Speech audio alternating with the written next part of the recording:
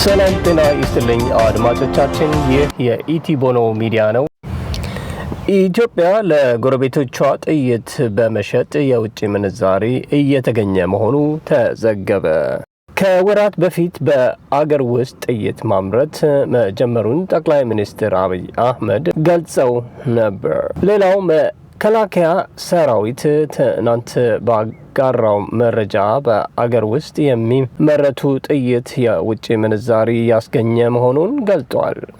ኢትዮጵያ በያዘችው የለውጥ ጉዞ የጸጥታ መዋቅሯን በዘመናዊ ቴክኖሎጂ ለማደራጀትና ወታደራዊ ቁሶችን በሀገር ውስጥ የማምረት አቅምን ለመገንባት የሚያስችል ታሪካዊ እርምጃ ወስዳለች የሚለው ሰራዊቱ ይህ አካሄድ ሀገሪቱ በወታደራዊ አቅም ረገድ የነበራትን የውጭ ጥገኝነት መቀነስ፣ የራሷን የጸጥታ ፍላጎት በራሷ አቅም የምትፈታበትን አዲስ ምዕራፍ ከፍቷል ብሏል። ሌላው በዚህ ረገድ መንግስት ድሮን ቴክኖሎጂን በሀገር ውስጥ የማልማትና የመገጣጠም ስራን በስፋት እየተገበረ ይገኛል። ሌላው የድሮን ማዕከላት መቋቋምና በስራ ላይ መዋል የኢትዮጵያ መከላከያ ሰራዊት የአየር ክልሉን በአስተማማኝ ሁኔታ በመቆጣጠርና የጸጥታ ስጋቶችን በአርቲፊሻል ኢንተለጀንስ ኤአይ እና በዘመናዊ ቴክኖሎጂ በታገዘ መንገድ ፈጣን ምላሽ እንዲሰጥ አስችሏል ብሏል። ሌላው የኢትዮጵያ መከላከያ ኢንጂነሪንግ ኢንዱስትሪዎች ለቀላልና ለከባድ የጦር መሳሪያዎች የሚያስፈልግ ጥይቶችን በሀገር ውስጥ ማምረት መጀመራቸው ሌላው ትልቅ ስኬት ነው ያለው ሲሆን ይህም በድንገተኛ የጸጥታ ተግዳሮቶች ጊዜ የጦር መሳሪያዎችና ጥይት አቅርቦት እጥረት እንዳያጋጥም ዋስትና ከመስጠቱም በላይ ለውጭ ግዢ ይወጣ የነበረውን ከፍተኛ የውጭ ምንዛሪ ለማዳን አግዟል።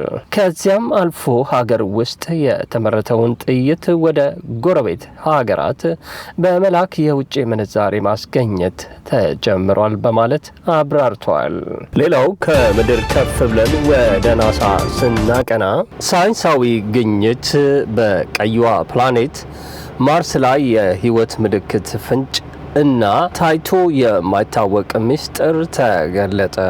ከማርስ የተላከው አስደንጋጭ መርዶ የናሳው ሮቨር በማርስ የአለት ክምችቶች ውስጥ የኦርጋኒክ አካላትንና የውሃ ፍሰት የነበረባቸውን ግልጽ ማስረጃዎች ተስፋ የሳይንስ ሊቃውንት በማርስ ላይ ጥንታዊ የህይወት ዘይቤ ማይክሮባዊ ህይወት እንደነበረ የሚያሳዩ ጠንካራ ፍንጮችን ይፋ አድርገዋል። ሌላው የአሁኑ ሰዓት ሽቅድምድም የሰው ልጅ በማርስ ላይ ለመጀመሪያ ጊዜ የሚያርፍበትን ታሪካዊ እቅድ ለማሳካት ዩኤስኤ እና ቻይና ፍክክር ውስጥ ገብተዋል። እንግዲህ እንደሚከተለው የገጻችን ተከታታዮች ዛሬ ከአጽናፈ ሰማይ ማዶ በሚሊዮን ኪሎ ሜትሮች ርቀት ከምትገኘው ማርስ ፕላኔት ላይ የወጣው አዲስ መረጃ መላውን የሳይንስ አስደምሟል። የሰው ልጅ በብቸኝነት በአጽናፈ ሰማይ ውስጥ እንኖራለን ለሚለው ዘመናት ያስቆጠረ ጥያቄ ምላሽ ለማግኘት ከምን ጊዜውም በላይ ተቃርበዋል።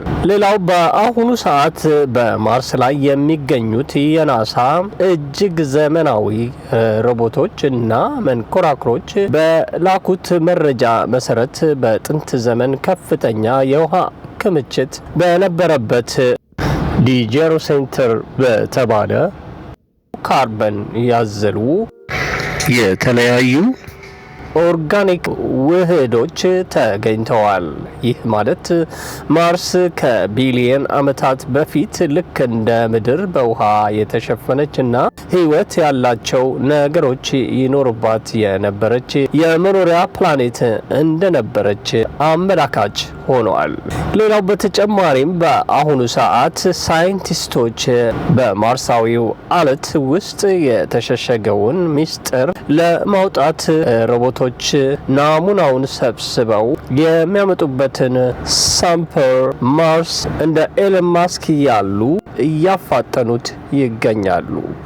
በሌላ በኩል የተለያዩ ተልእኮችን ለማሳካት በተለያየ መንገድ ባለሀብቶችና ታላላቅ ሀገራት በ2030ዎቹ መጀመሪያ ላይ የሰውን ልጅ በቀጥታ ማርስ ላይ ለማስፈር የሚያስችሉትን ግዙፍ ሮኬቶች በምድር ላይ ሌሊት ተቀን እየሞከሩ ይገኛሉ። ይህ በእንዲህ እንዳለ የቀይዋ ፕላኔት ሚስጥር እየተገለጠ ነው። የሰው ልጅም የባዕድ ዓለም ነዋሪ የሚሆኑበት ቀን እየተቃረበ ይመስላል። እኛም አዳዲስ ነገሮችን በማቀራጀት የሚወጡ አዳዲስ አስደናቂ መረጃዎችን በፍጥነት ወደ እናንተ ማድረሳችንን እንቀጥላለን። ላይክ እና ሼር ማድረግ አብራችሁን ቆዩ። ይህ በአሁኑ ሰዓት በብዙ ወላጆች እና በቤተሰቦች ዘንድ ትልቅ አሳሳቢና አነጋጋሪ እየሆነ የመጣ ጉዳይ ነው። ልጆች ከቤት ወጥተው ስልክ ሲደውሉላቸው አለማንሳታቸው ወይም መልሰው አለመደወላቸው በቤተሰብ ላይ ከፍተኛ ጭንቀትና መደናገጥ መፍጠሩ የማይቀር ሆኗል። ስልክ አይነሱም፣ መልሰውም አይደውሉም። የዘመኑ ልጆች ሚስጥራዊው የስልክ ቴክኖሎጂው ተቃርኖ ስልካቸውን ከእጃቸው የማይለዩት ወላጆች ቤተሰብ የማይመለስበት ምክንያት ጥሪ ከድምፅ ጥሪ ጀርባ ያለው ስነ ልቦና የዘመኑ ታዳጊዎች ስልክ የሚያዩት ለምንድን ነው? የግንኙነት ክፍተቱ በወላጆች ጭንቀትና በልጆች የዲጂታል ባህሪ መካከል ያለው አለመግባባት። የአሁኑ ትውልድ ጌን ዚ እና አልፋ ያደገው በቴክኖሎጂ እና በጽሁፍ መልእክት ቻቲንግ፣ በድምፅ መነጋገር ጊዜ ያለፈበት ወይም ያልተለመደ ጫና አለው። በጽሁፍ ሲሆን የሚያስቡት እና መልሳቸውን የሚያስተላልፉት ጊዜ ያገኛሉ። በቀጥታ ስልክ ሲደወል ግን ድንገተኛ የሆነ ነገር እንደመጣባቸው ይቆጥራሉ። ታዲያ መፍትሄው ምንድን ነው? ለወላጆች የተሰጠ ምክር፣ ከመደወሉ በፊት የጽሁፍ መልእክት ይላኩ። ስልክ በቀጥታ ከመደወል ይልቅ እባክህ ስታየው ደውልልኝ ወይም ሰላም መሆንህን ቴክስት አድርግልኝ የሚል አጭር መልእክት መላክ የተሻለ ምላሽ ያስገኛል። ሌላው ስልክ ሲያነሱ አለመቆጣት። ስልኩን ዘግተውም ቢሆን ሲያነሱት በመቆጣት ፈንታ ስላነሳህ አመሰግናለሁ፣ ሰላም መሆንህን ለማወቅ ያህል ነው በማለት ደህንነታቸውን ማረጋገጥ በቀጣይ በፍጥነት እንዲያነሱ ያበረታታቸዋል። ሌላው የአደጋ ጊዜ ኮድ መፍጠር። ከልጆች ጋር በመነጋገር እጅግ አስቸኳይ ነገር ሲኖር 3 ጊዜ በተከታታይ እደውላለሁ፣ ያን ግን የትም ብትሆን አንሳ የሚል የጋራ ስምምነት መፍጠር። ይህ በእንዲህ እንዳለ ይህ ጉዳይ የትውልድ ባህሪ ለውጥ እንጂ ልጆች ቤተሰቦቻቸውን ጠልተው እንዳልሆነ መረዳቱ ለወላጆች የአእምሮ ሰላም ይሰጣል። እንግዲህ ወላጆች ይህንን ሀሳብ በገጾ ላይ ካጋሩት ለሌሎች ወላጆች እና በልጆች መካከል ያለውን አለመግባባት ለመቅረፍ ትልቅ አስተዋጽኦ ይኖረዋል። አድማጮቻችን፣ የዕለቱን ዜና በዚሁ አጠናቀናል። በሌላ ዝግጅት እስከምንገናኝ የኢቲ ቦኖ ሚዲያን ላይክ፣ ሰብስክራይብ፣ ሼር በማድረግ ተቀላቀሉ።